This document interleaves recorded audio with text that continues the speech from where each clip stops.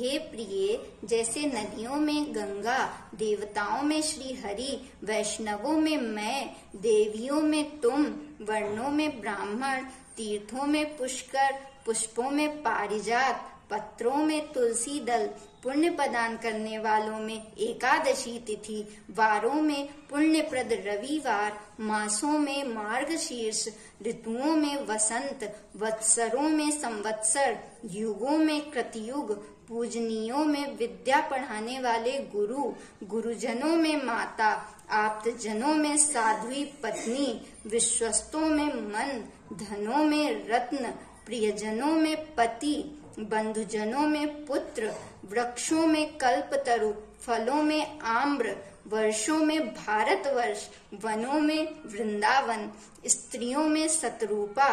पुरियों में काशी, तेजस्वियों में सूर्य, सुखदाताओं में चंद्रमा, रूपवानों में कामदेव, शास्त्रों में वेद, सिद्धों में कपिल मुनि, वानरों में हनुमान, क्षेत्रों में ब्राह्मण का मुख, यश प्रदान करने वालों में विद्या तथा मनोहारिणी कविता, व्यापक वस्तुओं में आकाश,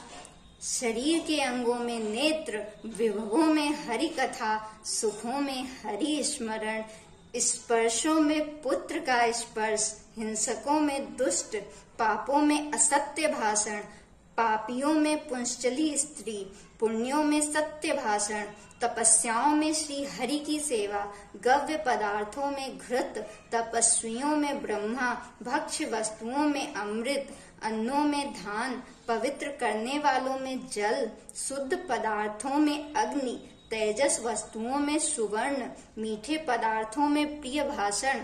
पक्षियों में गरुण, हाथियों में इंद्र का वाहन ऐरावत, योगियों में सनत कुमार, देवर्षियों में नारद, गंधर्वों में चित्ररथ, बुद्धिमानों में बृहस्पति, श्रेष्ठ कवियों में शुक्राचार्य, काव्यों में पुराण, सोतों में समुद्र, क्षमाशीलों में पृथ्वी, लाभों में मुक्ति, संपत्तियों में हरि भक्ति, पवित्रों में वैष्णव, वर्णों में ओंकार, मंत्रों में विष्णु मंत्र, बीजों में प्रकृति, विद्वानों में वाणी, छंदों में गायत्री, यक्षों में कुबेर, सर्पों में वासुकी नाग, पर्वतों में तुम्हारे पिता हिमवान, गौओं में सुरभि, वेदों में सामवेद, तृणों में कुश, सुखप्रदों में लक्ष्मी, शीघ्रगामियों में मन, अक्षरों में आकार, हितैषियों में पिता, यंत्रों में शालग्राम शिला, पशु अस्थियों में विष्णु पंजर,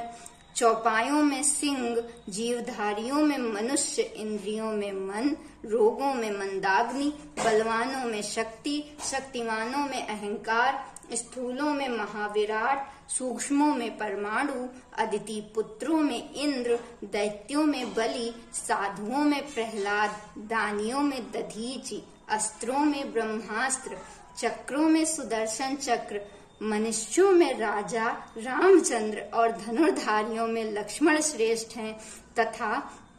जैसे श्री कृष्ण सर्वाधार समस्त जीवों द्वारा सेवनीय, सबके बीज स्वरूप, सर्वाभीष्ट प्रदाता और संपूर्ण वस्तुओं के सार रूप हैं, उसी प्रकार यह पुण्यक व्रत संपूर्ण व्रतों में श्रेष्ठ है।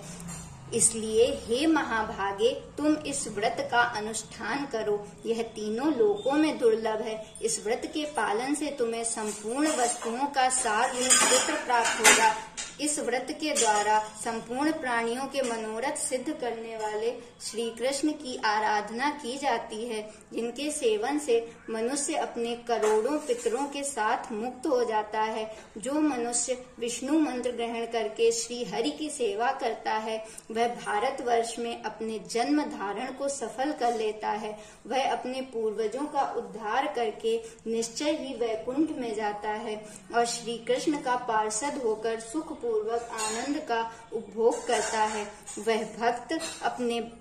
भाई, बंधु बांधव, भृत्य, संगी साथी तथा अपनी पत्नी का उद्धार करके श्री हरि के परम पद को प्राप्त हो जाता है।